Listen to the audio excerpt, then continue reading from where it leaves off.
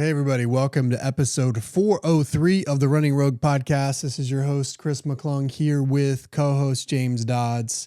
Excited about this episode because we're talking about one of the most important runs that you do every single week, or maybe close to every single week.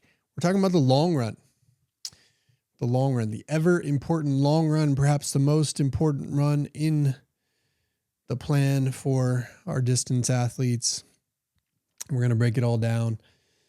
The why we do it, the how long, the frequency, the speed of them. We're going to talk about all those little details and remind you about how to most effectively use your long runs. So excited about that. But quick check-in. How we doing? Doing well. Got in a run. Rain cooled things off. It's going to be warm and humid tonight, but I got it in before the day's too rough. The storms were a blessing in this case. Sometimes it makes it more humid. This time it kind of pushed some of that humidity past us, which was nice. So yeah, amazing. So let's dig in on the long run, sir. You know, one of my favorite quotes about the long run, we actually use it at the end of the chapter 17, if you're following along in the book, is the long run puts the tiger in the cat. Mm-hmm. Which is a quote from the great coach Bill Squires, who coached a lot of people up in the Boston area to fast times at the Boston Marathon. But yeah, we're putting some tigers in the cat with the long run. If you were to break down that quote, how would you break it down?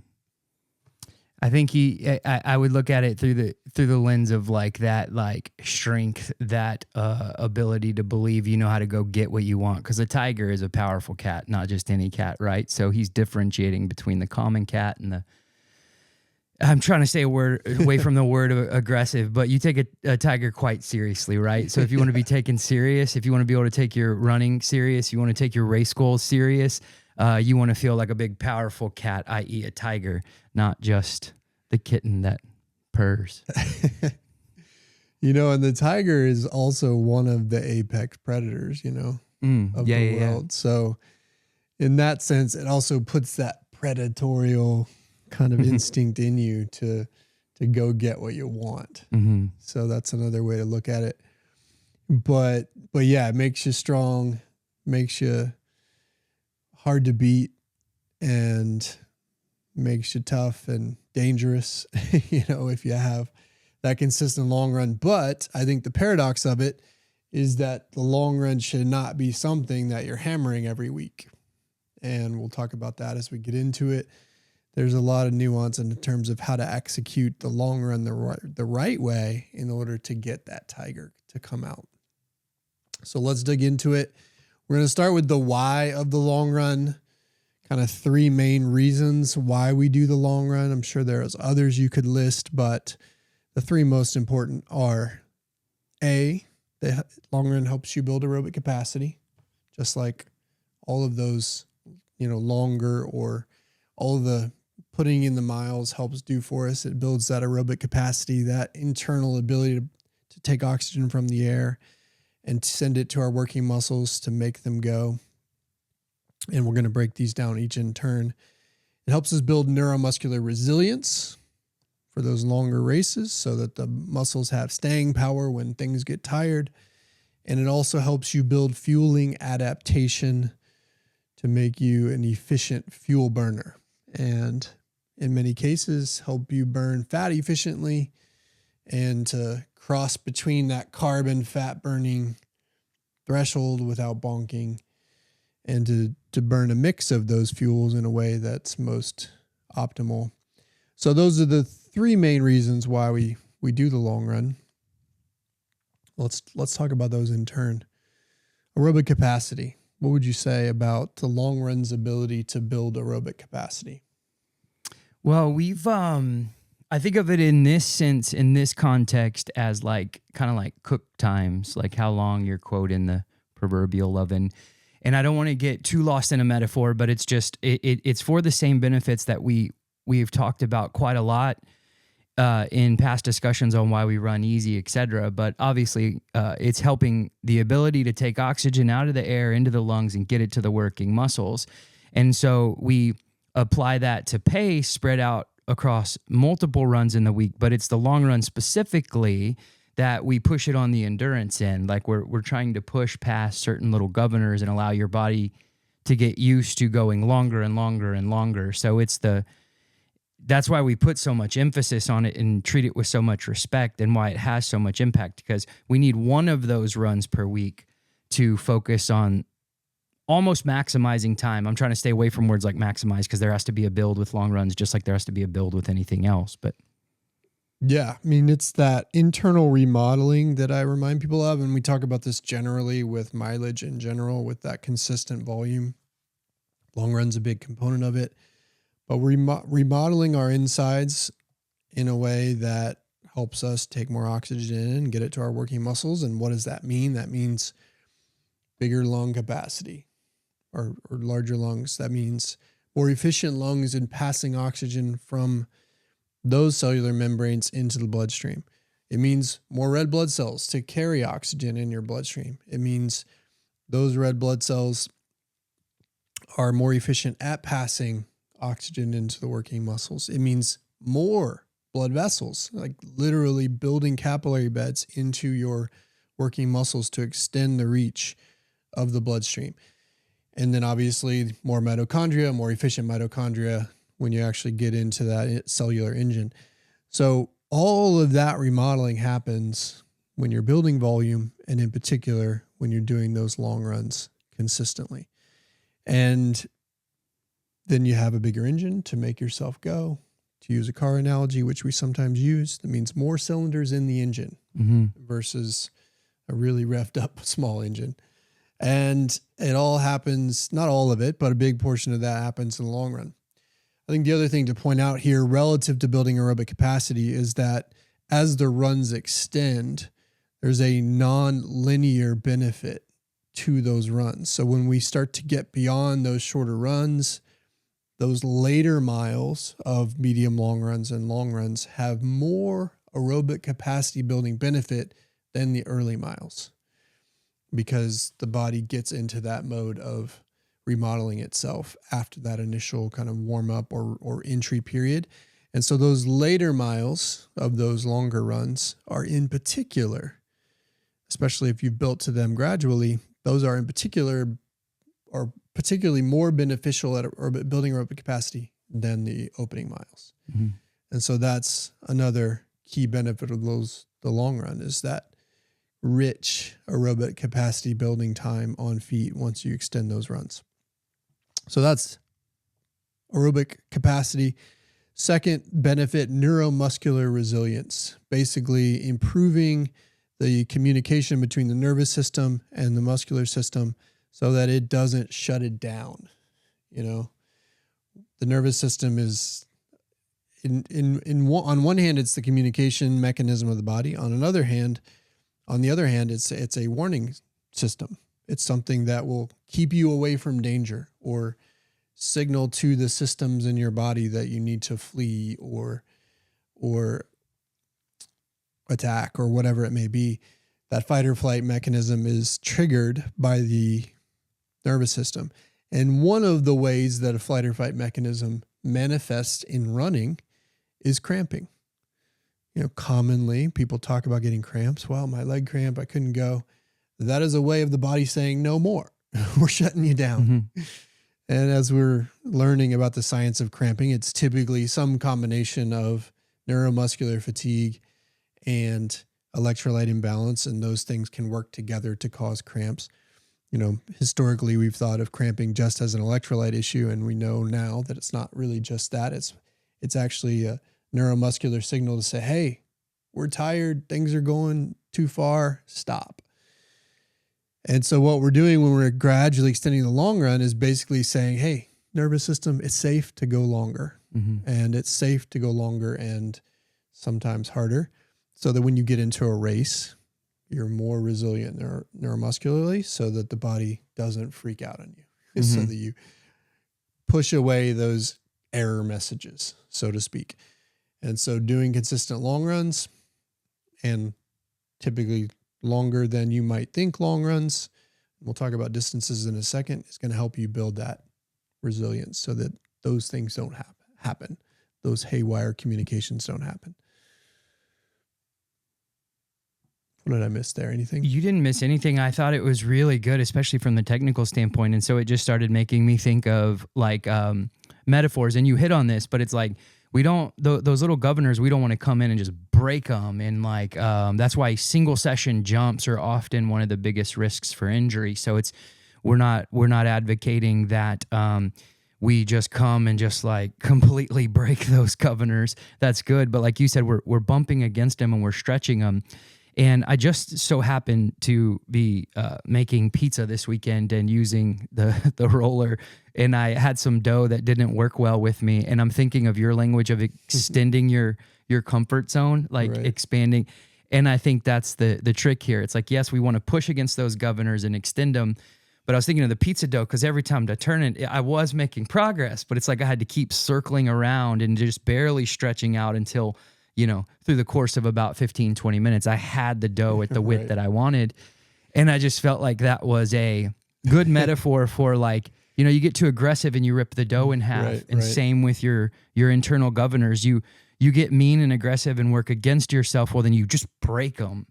But if you take that sort of like, hey, I'm trying to keep it all together and just constantly extend it, that's the approach to it. And I got a little off in the metaphor, but that's what came to mind as you spoke. It's that progressive overload, right? Mm-hmm. Just gradually making steps to extend the comfort zone of the body. So neuromuscular resilience, second big benefit of long runs. Third is fueling adaptation. We have to teach the body to burn its fuel efficiently, both carbs, glycogen, and fat.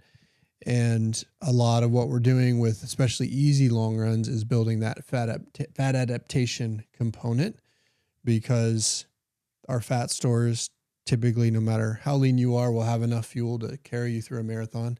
And obviously when you're going harder in a marathon, you're using more carbs than fat, but you need to use both, and you need to use both efficiently. And long runs are helping us with that fueling adaptation.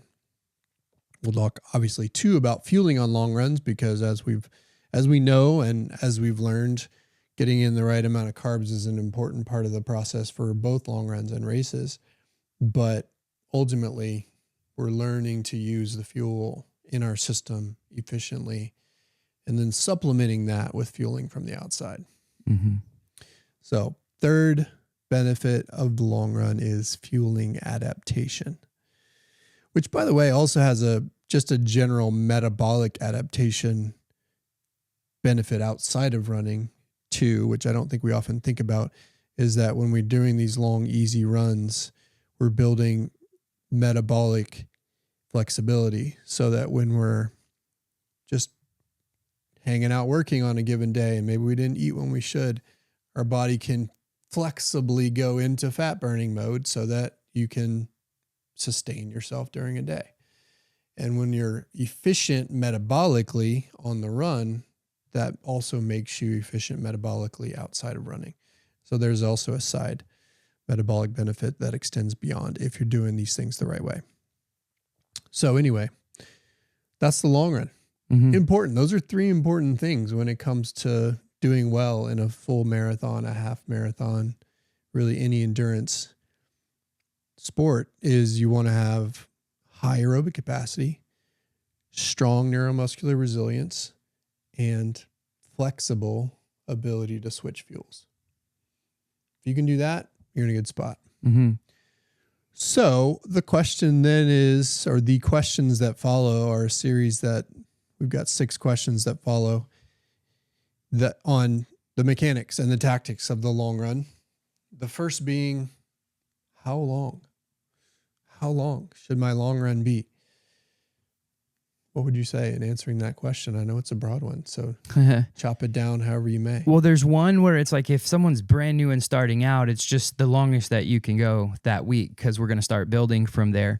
But that might leave it way too vague, and I just want to get closer to it. Even with what you talked about to end the first portion and you were talking about like the metabolic benefits that extend outside of running, it's like we have 90 minutes to 2 hours of glycogen or stored sugar basically that we can quickly access. And so for me, just very early on getting into coaching and programming, I knew that like I considered a long run really, and this isn't about hierarchies and comparative measures, but just from the scientific side, it's sort of like when you have your long run regularly established in that 90 minute to 2 hour window where you're teaching your body that we can deplete what we have stored up and it doesn't need to freak out. And like you said, we can pull from fat as well. And so we're metabolically flexible. That 90 minute to 2 hour mark is, quote, I'd say the benchmark or standard for like, that's a long run. And then it becomes even a more extended conversation where it's like, you're going beyond that for producing the best results in a marathon, et cetera. But that's a good starting anchor, is that 90 minute to 2 hour window. Yeah, one way I like to answer this question is longer than you think. Because I do think, especially those that are newer to the sport, they think long run and they think building to a certain distance, and they may have a number that they've heard in their head. It's like, well, for marathons, we build to 20 miles, or for half marathons, we build to 12 or 14. People have these sort of benchmarks in their head. And I think they often think about them in the context of the race they might be training for, and that only really happens in a certain window, training for those races. And so one thing I would like to emphasize here is that if you're serious about your performance, then the long run is something that is happening all the time. Mm-hmm. It never goes away in a sense. And yes, it ebbs and flows depending on what training period you're in and what you're training for specifically. But it's something that you kind of do week in and week out, year round, outside of recovery and taper periods. And even in those periods, you're still doing it at some level, but it's scaled accordingly. Mm-hmm. And so the long run is something that's just a week in and week out thing that then, as you said, gets customized depending on what you might specifically be training for. And in general, that's going to be longer than you think. So, personally, I believe that everybody should get to a point, regardless of whether they're training for something specifically or not, where they can go out and do a 2 hour long run every week. Again, outside of the context of training for something specific, and just be able to do that no problem. Mm-hmm. Because that's a fundamental building block to then be able to ramp up or scale to any distance you want. Plus, it's also a fundamental building block to longevity. It's having that easy, long aerobic stimulus at least once a week. So that's kind of one way to answer this. And then you alluded to the other way to answer this, which is, okay, when I have a specific race, what does that look like? And, we're commonly on record with the marathon to say we want to get you to at least 20 miles 4 to 6 times before you go race a marathon. And I think a lot of programs that you might see out there build you to 2 or 3 20-mile plus runs, but we're big on getting you to 4 to 6. And you may not start there in your first marathon, but ultimately once you have at least 2 or you're going for at least your second, we're going to say, hey, let's get to 4 to 6. And as you get more advanced, you might even extend beyond 6 20-mile runs, because when you can bang out a 20-mile run and have it go smoothly and make that feel comfortable, in air quotes, then you've reached a next level of fitness, and you definitely will have a next level of staying power in the marathon itself. And then for the half, we like to get people up to an experienced half marathoner up to 14 to 16 miles. Because that over distance in the half becomes really important. And we would even say if you're training for a 5K or 10K, we might get you up to 14 to 16 miles. Some of the best milers in the world will be doing 18-mile long runs almost every week. So that over distance, that long run is still important for even shorter distance races. Now, you don't go there overnight. You got to build there gradually. You got to build there as you build more experience, but that should be what you're shooting for over time. What else would you add there? Not a lot to add there on the how long. So I was just thinking of like, if someone was confused as to why would a miler or these pros, like why would they still be doing 18 miles? It just, again, back to the body needing stimulus, et cetera. Like they're so far into their development that they're fully bought into your statement of longer than you think. And they just recognize that like, without trying to wreck or hurt their body, they do need to feed that beast, that machine. Like now that they are a big cat, they need to keep feeding that big cat to keep that power and staying endurance. Power.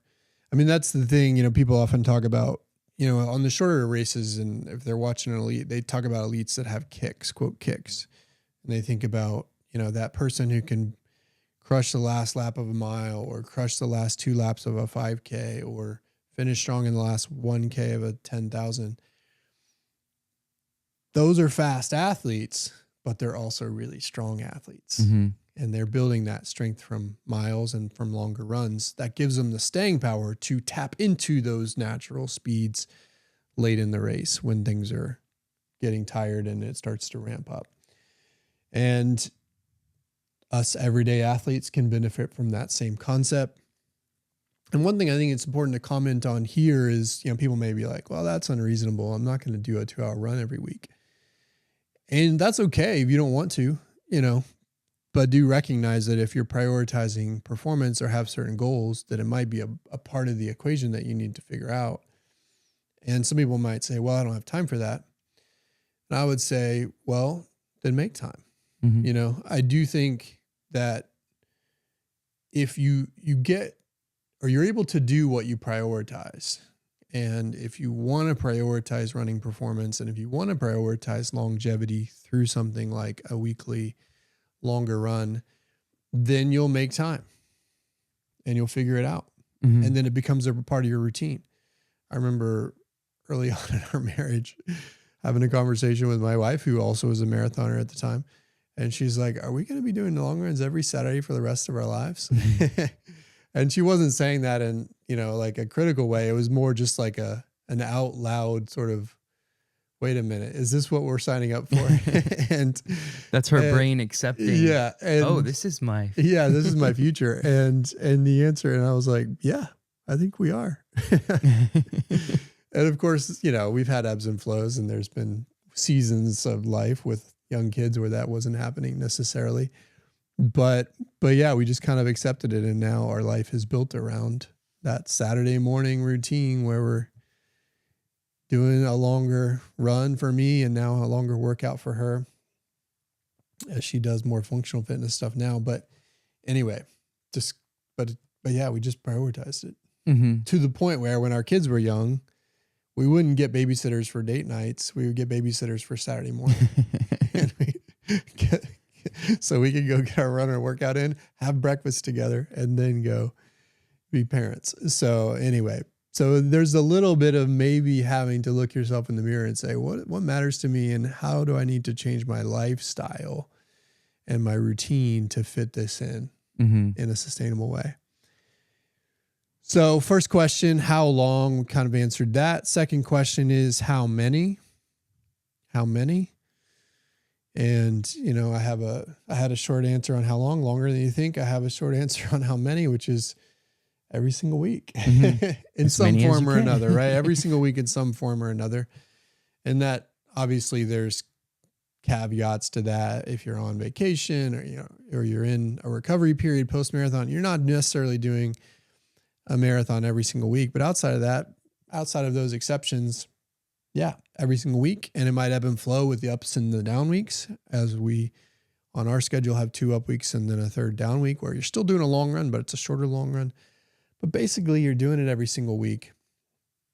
And that's answering the question on the macro level. And then we can start to answer the question on the micro level as it relates to specific races.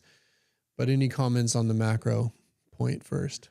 No, I like that. It obviously it's weekly, and then of course because we've talked about building programs in the past, we know that every 3rd week we have a down week, and I think you were alluding to that when you said there will be some that aren't as long, but that's where I like using the duration perspective or the time, because it's if you slowly and humbly climb, doesn't matter where they start from, you slowly climb up to reaching that 2-hour mark, then it's a really nice baseline anchor to where it's like down weeks are 90 minutes plus, and then up weeks are 2 hours plus, and then that will convert over to distances for people. And that's not even from the performance angle yet. That's sort of like, hey, baseline, because we could make that case in the spirit of moving towards better performance.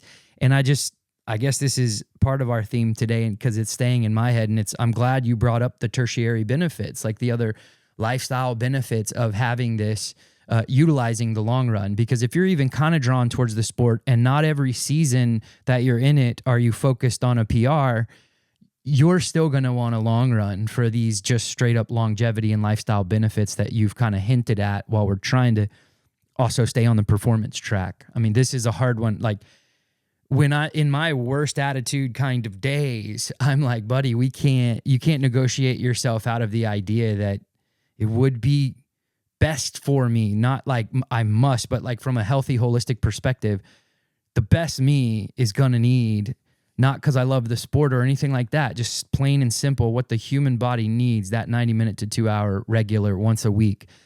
It's pays dividends. Yeah. Yeah. And if you're newer to the sport, you might be thinking, wow, it sounds like a lot. It's like, okay, well then what's your target to get into this routine? And it might be 8 to 10 miles. Say, hey, can I get up to a weekly 8 to 10 mile run and see how that feels? For those that are intermediate, or maybe they've done a half, then it's like, okay, well, how can I get to a solid over distance long run of 14 to 16 miles? And then for the marathoners or those aspiring marathoners, it's like, all right, how do I get up to 2022 where that feels smooth and comfortable? And then as I go through various cycles of that, add more 20 milers to the equation so that I get even more benefit from that distance. And so it's all, as we often say, iterative and based on your starting point. Mm-hmm. It's not like we're telling you to go from 0 to 20 miles, 6 20-mile runs in a training cycle. No, it's what's your milestone, and then work there gradually and then build from there. So that's the second question, how many? Third question, how fast? How fast? And if we're going with piffy one-liners on these, how long? Longer than you think. How fast? Slower than you think. Slower than you think. Mm-hmm. And this is absolutely critical to beat into your head. You know, these long runs, it's so important that you keep the pace manageable, conversational, so that you can sing lyrics while you're doing it. 1 to 2 minutes slower than your target marathon pace, or 90 seconds to 2.5 minutes slower than your target half pace. Slower than you think. Because when you're slower than you think, you optimize both the aerobic capacity building benefits, the fueling adaptation benefits, and you give yourself the chance to build the neuromuscular resilience so that you're not breaking yourself along the way. Mm-hmm. And so you got to slow down these long runs and really embrace that.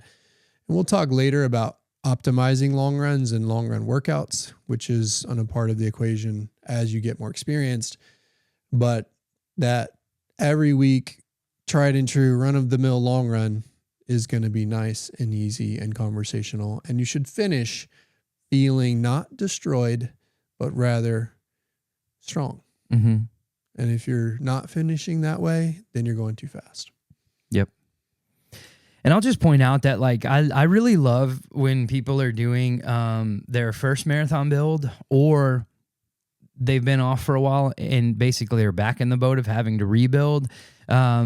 Because with that climb, I always say, like, you know, like the first time someone hits 14, it was like, man, 12 was great. But those last two, I was kind of doubting myself. I'm like, that feeling is probably right on, you know, like, because you're kind of re-teaching and re-stretching those limits or whatever. And so it's like, it's not until you've hit 16 that 14 starts to feel like a little bit like under your feet and so on. So it's like, there's a stretching, there's a challenge, but like you said, there's not a wrecking and breaking down and I can't function the rest of the day kind of feeling. Yeah. And that, I mean, again, you might make mistakes and that might happen, but you shouldn't view that as a win. You should view that as okay, red flag, I need to go slower next time. Mm-hmm. Or red flag, I need to fuel and hydrate better next time.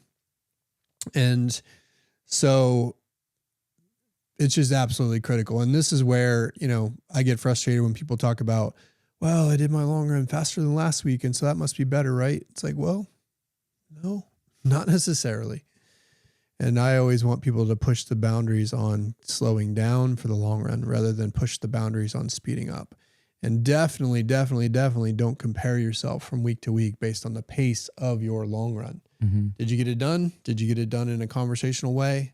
Check, pass, fail. We're not grading you based on how fast you went on the long run, unless, of course, there's a workout involved, which is a different category of long run. Mm-hmm. So slow the F down on your long runs to get the full benefits. Which leads us to our fourth question because, perfect segue. Can I go too fast on the long run? Can I go too fast on the long run? Absolutely. The short answer is very easy on this. Absolutely. What happens when you go too fast on a long run? You stop producing all those benefits we were talking about. Your body can no longer, it's going to switch systems, and it's going to, we recently talked about threshold and talked about what happens when lactate starts to accumulate in the bloodstream. Now you're flipping into different systems and your body's prioritizing something different. And so I just kind of bucket that as a catch-all. You're now in recycling mode. So not only is the answer, yes, I can go too fast, I would even go as far as putting it in language like, hey, there's a good chance on long runs you can even accidentally go too fast, meaning you started off at an effort that felt right, but it was a little bit more humid and it was a little bit warmer than you expected. You're a little more tired, and so your heart rate's going up and your body's working harder, and now you start producing that lactate and it starts to rise. And so let's say you're even 15 seconds slower than maybe your, quote, average long run pace that you have in your mind. That day, you might actually be tipping into that zone and now getting into recycling mode as opposed to creation mode. So I guess where I'm going with that is I would go as far as not only can you go too fast, but you can actually accidentally tip into an arena where not necessarily causing crazy damage, but you are losing some of that aerobic benefit that we're seeking. So it's funny, most people will say, can I go too slow? And I'm like, no, you're good. Just like, that's not our worry. Right. You could definitely accidentally go too fast. And that's just from that lactate angle. I mean, you could play it from the overtaxation of the central nervous system that guides it all, constantly in a anxious state. The muscles themselves overworking them, push it. Like there's a bone layer, there's a muscle layer, there's a heart rate layer.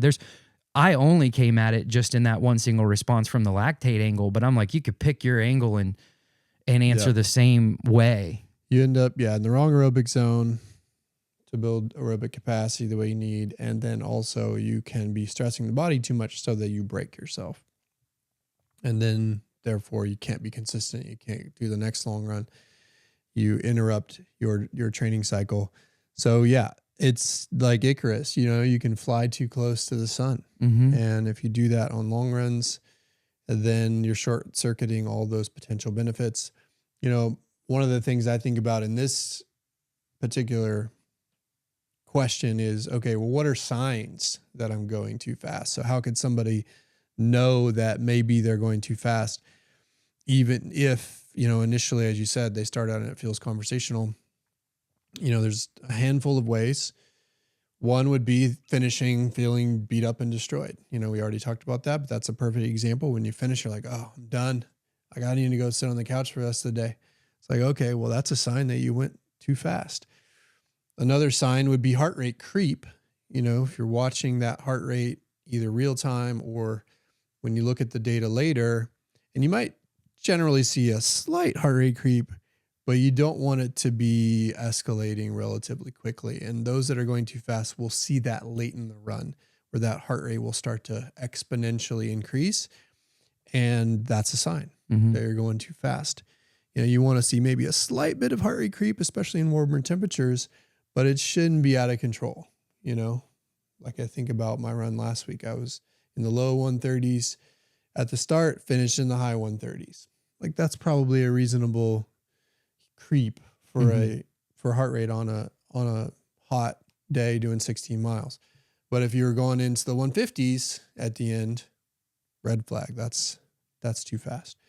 And so, those are examples. Another example or another way to know, which dovetails with the fueling, but I think is kind of an independent question or signal, which is that if you're bonking or feeling like you're depleted from a fueling standpoint, then that's a sign you're going too fast, because you're tapping exclusively into those glycogen stores.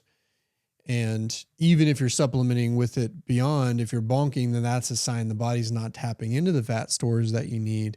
And so, Houston, we have a problem. You're going too fast. So those are some ways to know that will manifest in different cues. Can I go too fast? Absolutely. So don't. And look, by the way, if you make that mistake, it's fine. Like, it happens, right? We're not saying you have to be perfect in all this stuff, but when it happens, recognize it, flag it, and say, all right, next time I'm going to be better. Learn from it. Don't just go out and then hammer your head against the wall the next week, like touching the hot stove twice in a row. Okay, so that's the fourth question. Can I go too fast? Abso-freaking-lutely. Fifth question today is how to fuel, how to hydrate. And this one I think is a little bit tricky to answer because it is individual. Everybody is going to find a little bit of a different set of things that work for them. But what would you say is the general baseline advice you give on fueling and hydration for long runs? Well, hydration, I want to start with the fueling first because the hydration, like weather and everything's going to matter. But with fueling, I anchor it around that 90-minute mark for glycogen. And then it's like, hey, so I start with an easy like anchor or piece of scaffolding that people can like wrap their brain around. And then, like you said, they can get way more personalized and dialed in for how they function. But it's like, if it's not over 90 minutes, I actually don't, I'm okay if athletes take sugar on it, but I don't prescribe it. Neither do I personally take it unless I know I'm going to be going longer than 90 minutes. And for really like well-trained athletes who've been at it for a long time, that's going to be closer to the 2-hour mark. Their body can just kind of hum along for 2 hours. And as long as it's slow enough and easy enough and it's conversational enough, they're good. So let's work with that 90-minute though. And then the thought I always had was precede the bonk with that first gel. And so I got very comfortable just recommending that if you're going past 90, let's say it's a couple hours, then I'd start at the 75 minutes and then every 30 minutes afterwards. But truly, if it's right at, let's say 90 minutes, well, we also know it takes a little bit of time for you to absorb the sugar. The signal's huge because it'll tell the body and it'll help it relax just when it hits the mouth. But for it to get in your bloodstream and actually have any kind of impact, I start working backwards then. So I know if it's a 2-hour run, then I might take it at 60 and 90 just because that gives me 2 30-minute pops to finish off the gel. Or if it's literally only 90, then fine, I'll take it at that 1 hour mark and that's good. But basically, once you introduce exogenous fuel sources, you have to keep feeding it. So once you take that first gel, every 30 minutes afterwards, that's why it becomes a little bit of a game of start with how long it's going to take you and work backwards in 30-minute chunks and make sure that first one precedes the bonk or precedes the 90-minute mark. That's my baseline recommendation. Yeah, it's a good baseline. Start at 60, come back to it every 30 minutes after that.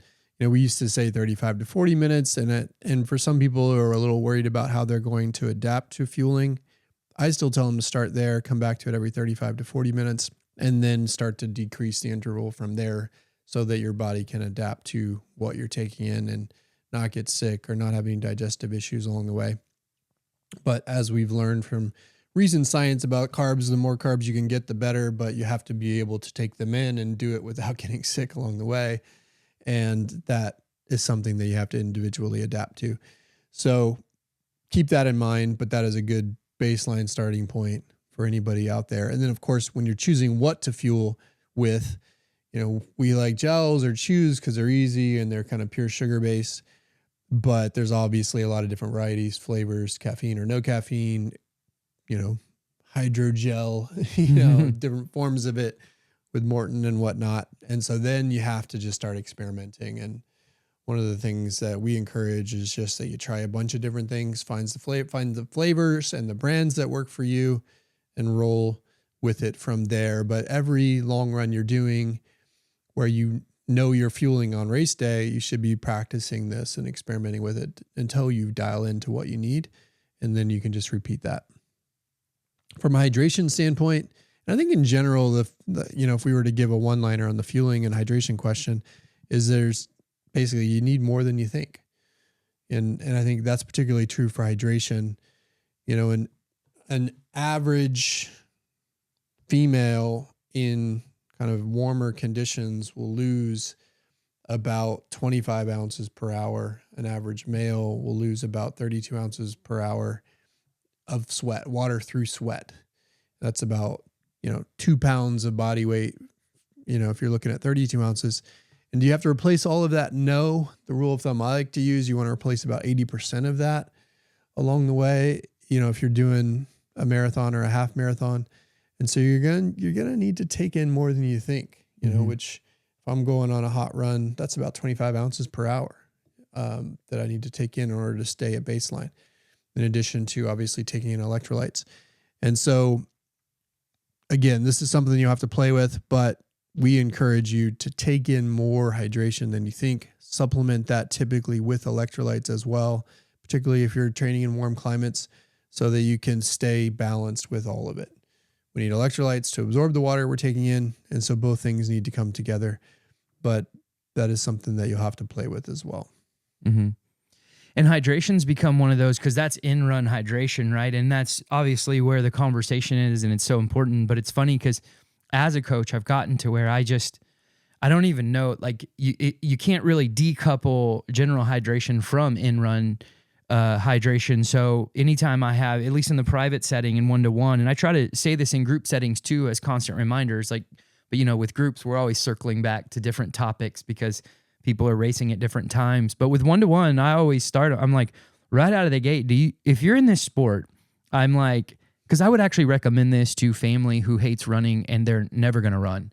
But still, if you're going to be in this sport, it's like every single day, we lose weight and sweat through the night, even for sleeping. So I encourage people to find an electrolyte that they like and get on it daily. And then, of course, drink your water throughout the day.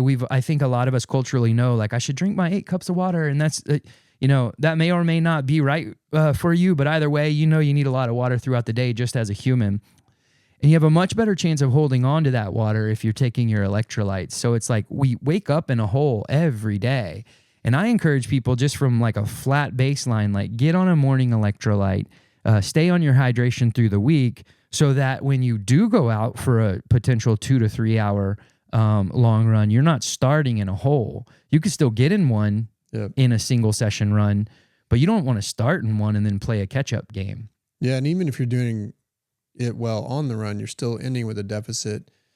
So then post-run, getting back to full hydration again is really important, especially post-long run.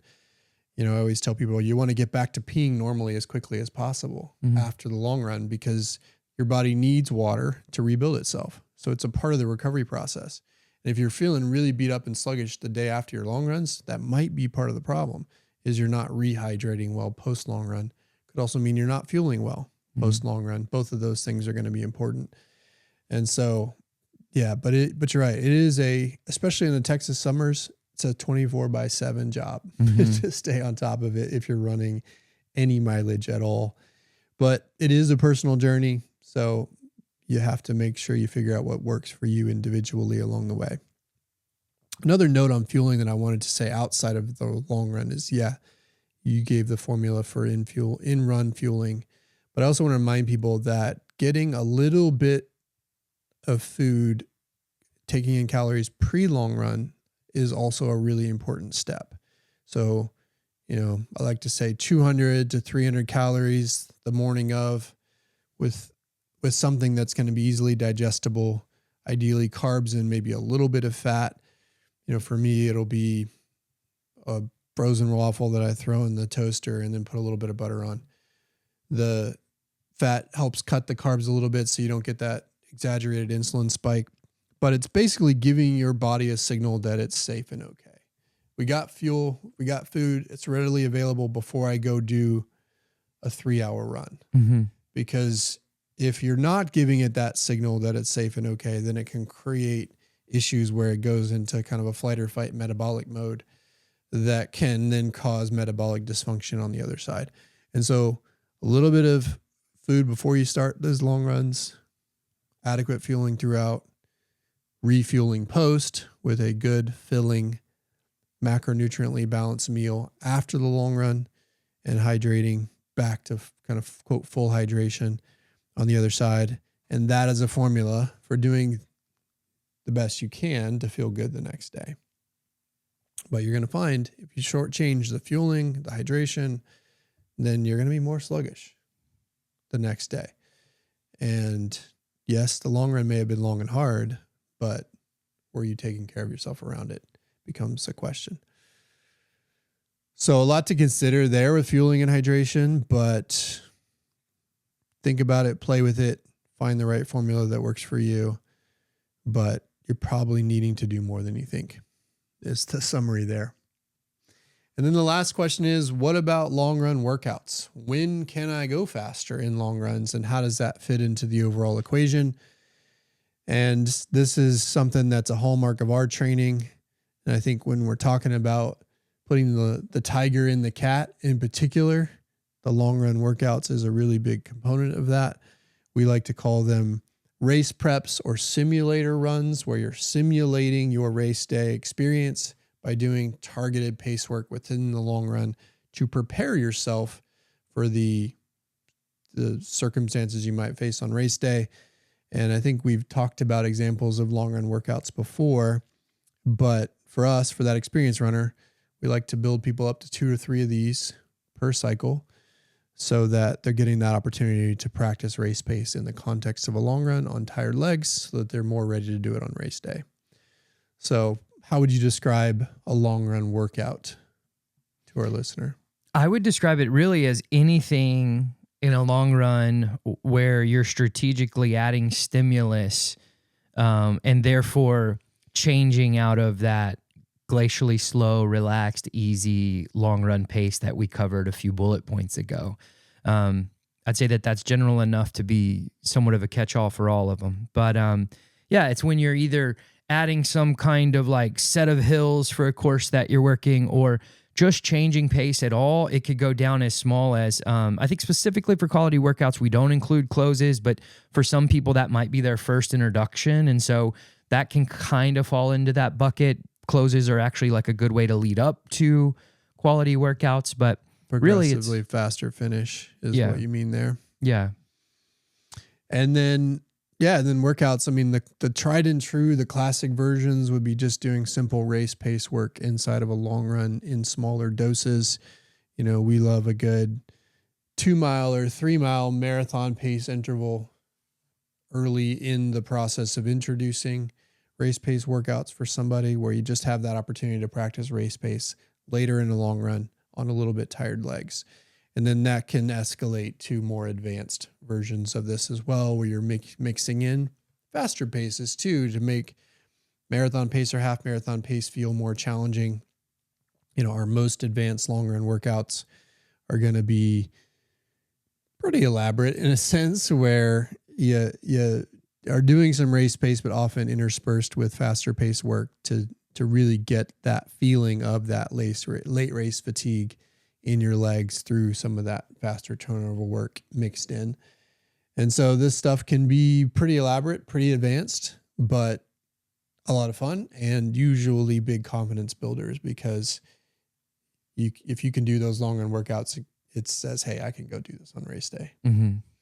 So it's a big hallmark of our training. And if you're not doing long run workouts yet, then this might be something to consider introducing to your program over time. But obviously you want to do it gradually. And we've talked about examples. I think we talked about the McClung Special before, which is one of our trademark long run workouts, where you do a warm up, then a start simulator, maybe 4 to 5 miles of working from 30 seconds slower than race pace to race pace. You do a hard fartlek in the middle, 1 minute on, 1 minute off, alternating 5K pace and easy. You get another break, and then you have a 4 or 5 mile close where you're working into race pace and then trying to close faster off race pace. That's one of our hallmark, more advanced long run workouts. And if you can do that, then that gives you a lot of confidence for race day. Now, I wouldn't want somebody to jump into these until they get to the distance and the quantity of long runs that we talked about previously. So this is definitely that next step in an evolution for somebody who's been able to build up to, say, 5 or 6 20-milers for a half for a full, or 3 to 4, 14 to 16 milers for a half marathon block. That's when you can get to those levels, then you can say, all right, now it's time to introduce the quality component. Yeah, it's just like everything, like building up towards it, like seeing it as that like advancement, like when you're ready for it. I was thinking almost like a safe way to anyone like learning it and trying to put their mind around it for the first time. It's like, it's okay to associate this with the race specific phase. That's when I do quote quality long runs, but then ask yourself, in the spirit of learning, what would be why would I ever add them sooner than that? And in that way, that can be continued learning on how some coaches go about it. But it's probably best to just think of it as like, hey, in my race specific phase, I tend to think of that's where long run qualities go, et cetera. So, yeah. And we call them simulators. We also call them dress rehearsals, because the idea is that you try to bring everything to the table that you're going to practice for race day. The same gear you're going to wear, the same shoes you're going to wear, the same nutrition plan you're going to use, the same hydration plan you're going to use, the same pre-run fueling routine that you're going to have. And so you try to mimic those conditions and variables as closely as possible so that you can practice them, see what works, see what doesn't work. And hopefully if something's not working, obviously change it in time for race day so that you've got it all dialed in. And so that's another ancillary benefit. We also often do these on what we call simulator courses, where you're trying to simulate the race terrain as best as possible. We have a famous CIM, or California International Marathon simulator route. We have a famous Boston simulator route where we're trying to mimic the terrain of Boston with the early downhills and the Newton Hills later. And so we like to get creative with these so that, you can also adapt to the elevation changes, the hills you might see on race day, and make that a part of the equation as well. So there you go. Those are our 6 questions. How long? Longer than you think. How many? More than you think. How fast? Slower than you think. Can I go too fast? Absolutely. How to fuel and hydrate? More than you think. And how do I incorporate long run workouts? Do it gradually and safely and iteratively. Don't jump in all at once. So that's the quick summary. Any final thoughts for this episode? I think that was the perfect final thought. But since you opened it to me, I'm actually going to pose a question. Okay. That way you can control how long or short you want to go with the response. Okay. The question is, but why in the book is it titled Church of the Long Run? What's going on there? I feel like we hit the technical extremely well today, so I'm going to tee you up with the Church of the Long Run. We like to call it that. It's I think there's a lot of reasons for that. When you kind of dig into the metaphorical meaning of that phrase, Church of the Long Run, Church of the Saturday Long Run in our case. One aspect of it is the community element, right? A church is a community experience in whatever denomination or religion you might be associated with, where you're coming together with your people and you're surrounding yourself with the accountability and the community and the support that comes with that. And so I think that's one reason why we call it the Church of the Long Run, because it's this opportunity for the whole community of road to come together and do the thing together, just like you might with a religious service. So that's one part. I think the other part I think about with it is it's the bread and butter, or the bread and wine in the case of some religious sacraments, where you're getting the fundamentals, and that's that weekly reminder of the fundamental things that you need as a part of your religion. And for us, it's a part of our movement practice where we're getting just this weekly dose of the fundamentals the easy running, the long running, to build aerobic capacity, neuromuscular resilience, fueling adaptation, so that we can have everything we need when it comes to race day. So those are the two kind of things I think about. It's the community, but it's also just the bread and butter fundamentals of our religion, in this case, in air quotes, with our movement practice. Mm-hmm. I love that. So there you go. People would be a little curious. So. What is your routine around your Church of the Long Run? And we say that with all respect to the religions out there. Mm-hmm.